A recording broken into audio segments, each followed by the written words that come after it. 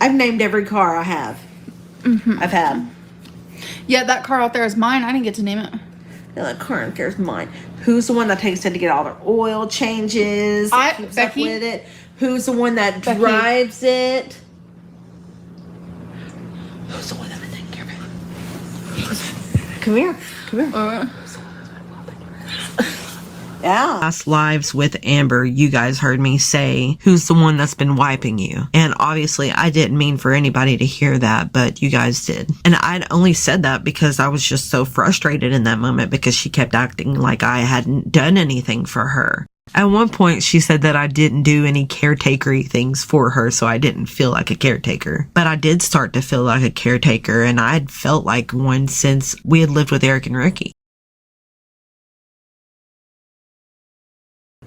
This is such a strange situation for Becky because she'll be easily manipulated back into the relationship the longer she stays. That's not how this is. The breakup live stream happened just a day or so after the breakup. I think she spent about 24 hours guilting me offline and trying to change my mind, then couldn't wait to go live and publicly make me feel guilty for my decision once it became clear to her that the guilt trip wasn't working. There were times that we would get into arguments and she would be like, "You can't leave this room," or "Don't you dare walk out on me."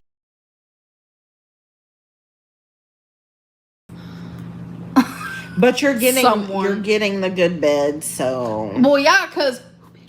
Amber constantly held over my head that she was the only one with an income. During almost every argument, she would tell me how she pays all the bills and buys all the food, as if that gave her a right to control me, and as if I contributed nothing to her life. I would tell her each time that if she felt that way, I'd gladly go back to working. She'd quickly say, "No, no, no."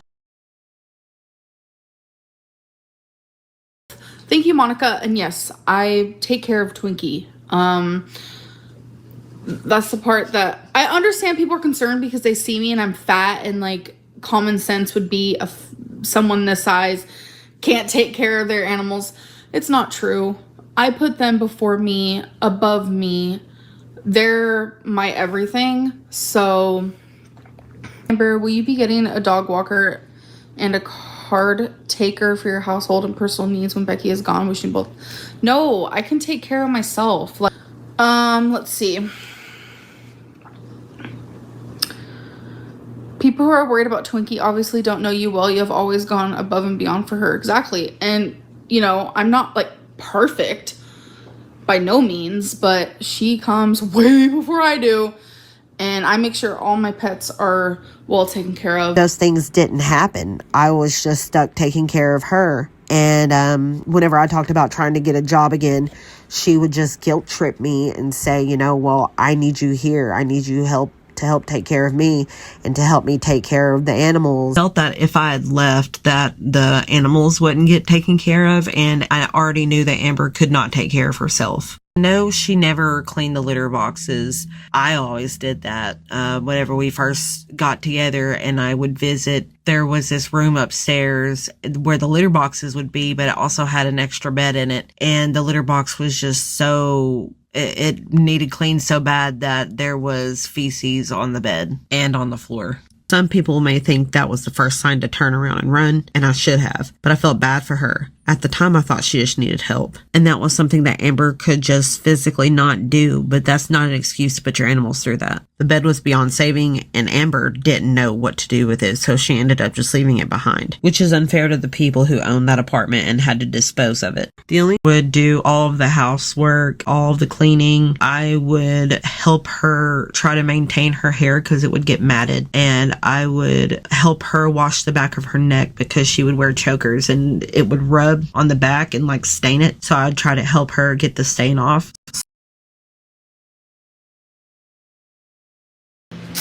Becky, why didn't you bring this up to Amber as you started feeling this way? It's not nice to spring this on a partner you were building a life with. I will admit it was very, very random. She was at her family's for the weekend. Everything was fine on Friday. You know, calling me babe and text messages. Like, everything was normal.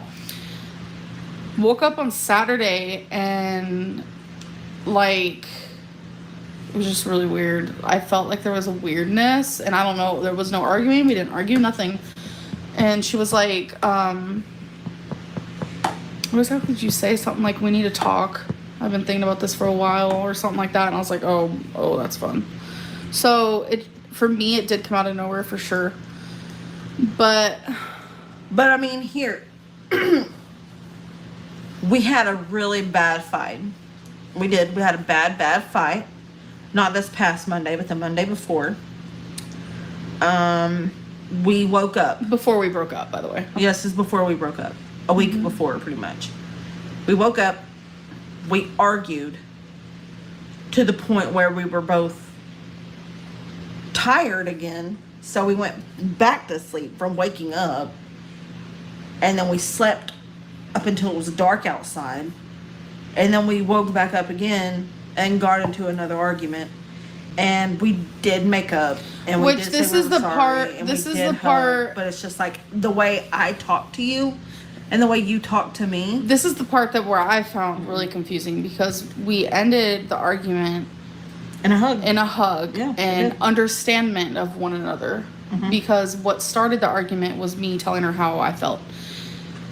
And it would happen a lot. I would tell her how I felt, and we would argue. That's also something that shouldn't happen. Basically, we had an argument because she was pretending to be me in text messages to our friends, and that started a big, huge argument. And I went and spent the weekend with my family and just decided that I couldn't continue anymore. Over like things, then I would be like, no, don't do it. Like, I could fix A, I could fix B, I could fix C, we can make this work. But this is more so a breakup of her not wanting to be in a relationship. Promises to change would always depend on what my reason for wanting to leave was about at the time. There were a lot of times that Amber promised me she would get therapy in order to change her behavior. She never continued going after the first few appointments, so no progress was ever really made. She promised that she would do better on her diets, that she would help to clean more, that she would be less strict. Her attempts to change were never really authentic. After each promise, she'd try for a few days, she'd be nicer and demand me do less for her, but then gradually go right back to her old ways. I'm just saying, you do things, and it's just like, I try to tell you, Amberlynn, there's no significance to it. And one thing that took up a lot of time was this game that she would force me to play called Choosy, where she would take a bunch of like thousands of stickers, like she bought bulk stickers, and had me pick between them all the way down until I picked one single sticker to be the best sticker of all. And she made me do this with buttons and earrings, calendar pages. She would buy a bunch of small calendars and tear the pages out and then have me pick between the pictures down to which one I liked the most. And Croc Charms. She would make me play Choosy between Croc Charms. And she didn't even own a pair of Crocs. She just had thousands of Croc Charms for no reason. And sometimes, because there were so many, like with stickers and earrings, it would take hours and sometimes even days to completely get down to just one.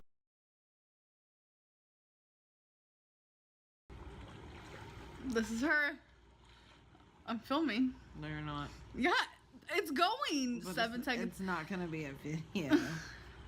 What is it? Finally leaving that kind of relationship after years of exploitation. I never wanted to be in the vlogs or vlog myself, but she would hand me the camera and be like, you're vlogging today. And if I said I didn't want to, she would say, well, you're working for me. And what she meant by that was she was buying food, paying the bills, and I had to earn those things. But meanwhile, I was taking care of her the whole time. It was not news to you, and it's weird for you to say that it was normal for me to be zoning out and disassociating. You knew why I felt that way, but if you didn't, why wouldn't you ask me what was going on, or why was I acting that way? Why would you just continue filming and let it become the normal? The truth is that you did know, because I had told you many times that I did not want to be on camera. And your response was that I owed you and that it was my job to be in the vlogs and to be on camera.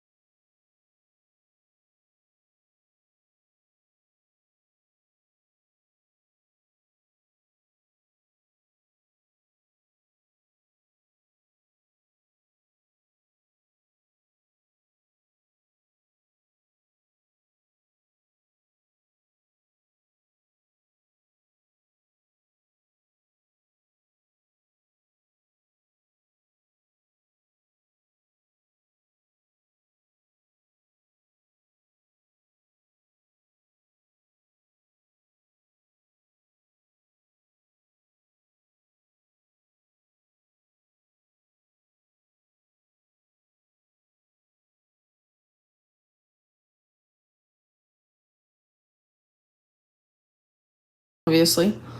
Are you going to get your driver's license now? No, I'm not. I'm not. Thank God for the good old Uber. Uber. Can you answer me this? If you lose the weight and get down to a size where you can do things, would you? What do you mean by do things, though, first of all? Like walk in a store for 500 hours? I'm talking about driving. I could drive now. Could I? Yeah, I think I could.